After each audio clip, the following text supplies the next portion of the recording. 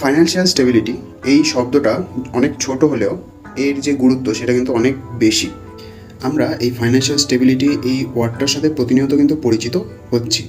তো এই financial stability যারা স্টুডেন্ট বা যারা ইনকাম করছে, ইভেন যারা ইনকাম অলরেডি করে ফেলেছে অলরেডি, তো তাদের কাছে কিন্তু এটা একটা ভীষণ গুরুত্বপূর্ণ বিষয়। শব্দটা ছোট হলেও এর পরিসরটা অনেকটাই বড়।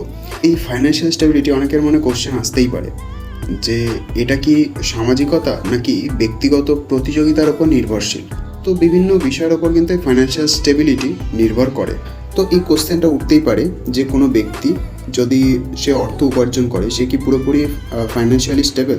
সেটা কিন্তু নাও হতে পারে, কারণ যারা অর্থ উপার্জন করছে বা করবে তাদের যে ফাইন্যান্সিয়াল স্টেবিলিটি সেটা বিভিন্ন বিষয়ের ওপর নির্ভর করে। যেমন বললে বুঝতে পারবে, তো তিনটে বিষয় যেটার ওপর মানুষের ফাইন্যান্সিয়াল স্টেবিলিটিটা নির্ভর করছে, এটি মাইন্ডসেট এবং সামাজিকতা, তাছাড়াও যে ব্যক্তিগত জীবনের লড়াই সেটার ওপরও কিন্তু ভীষণভাবে নির্ভরশীল। তো এই ব্যক্তিগত প্রতিযোগিতা এবং সামাজিকতা দুটোই কিন্তু গুরুত্বপূর্ণ বিষয়।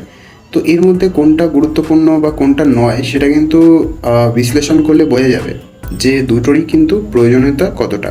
তো ব্যক্তিগত যে প্রতিযোগিতা সেটা যেমন দরকার সেখানে, কারণ যে সার্ভাইভাল অফ দ্য ফিটেস্ট সেই মানসিকতা যেমন গড়ে ওঠে, এছাড়াও নিজের স্কিল বা দক্ষতা সেটারও কিন্তু একটা প্রকাশ বেড়ে যায়। অর্থাৎ বলা যায় যে এই ব্যক্তিগত প্রতিযোগিতায় কিন্তু উন্নতির প্রধান চালিকা শক্তি।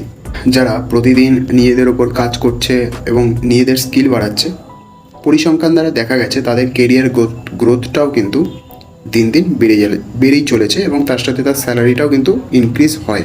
অর্থাৎ এই প্রতিযোগিতা যেই মাইন্ডসেট সেটা কিন্তু একজন ব্যক্তিকে হাই পারফর্মার বানায়, সাথে তার যেই ব্যবসা বাণিজ্য বা আদার জব বা কেরিয়ারে তার কিন্তু অনেক সুযোগও কিন্তু ইনক্রিজ হয়ে যায়। তবে এর যে খারাপ দিকটা সেটাও রয়েছে। এই ব্যক্তিগত প্রতিযোগিতা কোনো এক ব্যক্তিকে কিন্তু একাকিত্ব মানে একা হয়ে যায় এবং সে সামাজিকতার থেকে কিন্তু অনেকটাই দূরে চলে যায়। ব্যক্তিগত স্বাধীনতার থেকে আসে একাকিত্ব, মানসিক চাপ বেড়ে যায়, এছাড়াও সম্পর্কহীনতায় কিন্তু ভুগতে দেখা যায় মানুষকে। সেকেন্ডে আসছে সামাজিকতা। তো সামাজিকতা কতটা গুরুত্বপূর্ণ ফাইন্যান্সিয়াল স্টেবিলিটির ক্ষেত্রে? মানুষ নিজেই কিন্তু একটা সামাজিক প্রাণী, আলাদা করে তার সামাজিক হতে হয় না, কিন্তু অনেক সময় তার ব্যক্তিগত সাফল্যের জন্য বা পার্সোনাল কোনো কাজের জন্য তাকে কিন্তু আলাদা হতে হয়, নিজের স্কিল বা নিজের ওপর কাজ করতে হয়। আর্থিক স্থিরতার ক্ষেত্রেও সামাজিকতা কিন্তু একটা গুরুত্বপূর্ণ বিষয়। সামাজিকতার বিভিন্ন অ্যাডভান্টেজ রয়েছে, যেমন এই সামাজিকতা মানুষের নেটওয়ার্কিং যেমন বাড়ায়, তার অনেক সুযোগ কিন্তু ইনক্রিজ হয়। এছাড়াও আর্থিক দিক থেকে তার কিন্তু মোড় ঘুরিয়ে দিতে পারে এই সামাজিকতা। এছাড়াও সামাজিকতায় এই বিশ্বাসযোগ্যতা গড়ে তোলার কিন্তু একটা বড় সুযোগ রয়েছে। অনেক সময় একজন সফল ব্যক্তি সে নিজের দক্ষতা অনেক থাকা সত্ত্বেও সে কিন্তু সামাজিকভাবে সক্ষম হওয়ার ফলেই কিন্তু তার সেই সফলতাটা আসে, সেটা তোমরা অনেকেই লক্ষ্য করে দেখেছো। তবে এর কিছু ডিসঅ্যাডভান্টেজও রয়েছে। শুধু সামাজিকতা মানুষের যে দক্ষতা সেটা কিন্তু কমিয়ে দিতে পারে, তবে শুধু এই সামাজিকতা হলেই যে সব হয়ে যাবে সেটাও কিন্তু নয়, এর কিছু ডিসঅ্যাডভান্টেজও রয়েছে। অনেক সময় সামাজিকতার জন্য যে পার্সোনাল যে সাফল্যগুলো, ব্যক্তিগত সাফল্য, সেটাও কিন্তু অনেক সময় স্থগিত হয়ে যায়। সামাজিকতার জন্য যেই সামাজিকতার অনেক প্লাস পয়েন্ট রয়েছে, অ্যাডভান্টেজও অনেক রয়েছে সামাজিকতার। ডিসঅ্যাডভান্টেজ বলতে গেলে যেই দক্ষতাটা প্রয়োজন, মানে পার্সোনালভাবে কেউ যদি সফল হতে চায় তার যেই দক্ষতা বা স্কিলের প্রয়োজন, সামাজিকতার ক্ষেত্রে সেটা কিন্তু অনেকটাই স্থগিত হয়ে যায়। অর্থাৎ পার্সোনালি তার গ্রোথটা অনেকটা কিন্তু ডিক্রিজ হয়ে যায়।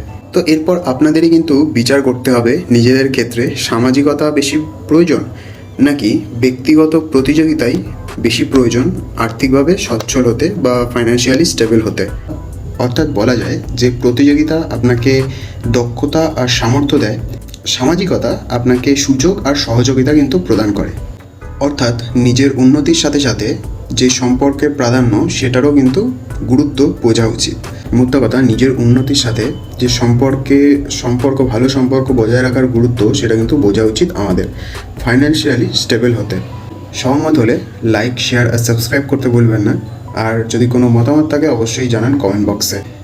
এমনই ইনফরমেটিভ ভিডিও পেতে চ্যানেলটা সাবস্ক্রাইব করুন।